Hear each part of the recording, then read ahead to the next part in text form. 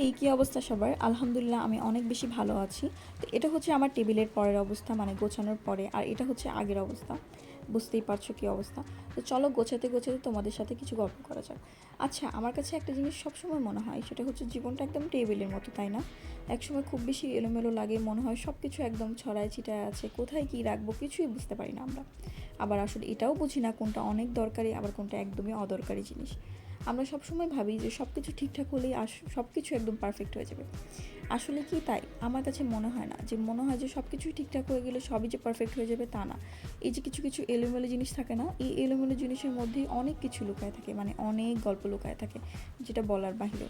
এই যে ভাঙা পেন, তারপরে হচ্ছে ভাঙা স্কেল, তারপরে হচ্ছে ভাঙাগুলো ক্লিপ আর পুরাতন নোট, এগুলোর মধ্যে অনেক কিছু থাকে যেগুলো চাইলেও হচ্ছে ঝেড়ে ফেলে দেওয়া যায় না। আমাদের জীবনটাও হচ্ছে ঠিক তেমনই। সব কিছু ঝেড়ে ফেলে নতুন করে শুরু করাটাই আসলে কি নতুন করে শুরু হবে? তা কিন্তু না।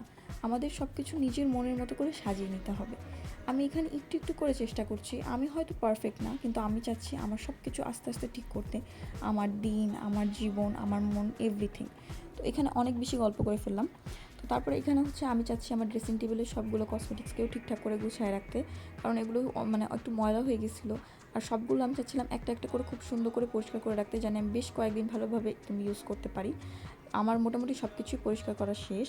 এভাবে আমি হচ্ছে সুন্দর সুন্দর গল্প নিয়ে তোমাদের সামনে আসবো। তোমরাও তোমাদের মনের কথা আমাকে কমেন্ট সেকশনে জানাতে পারবা। ভালো থাকবা। আল্লাহ হাফেজ।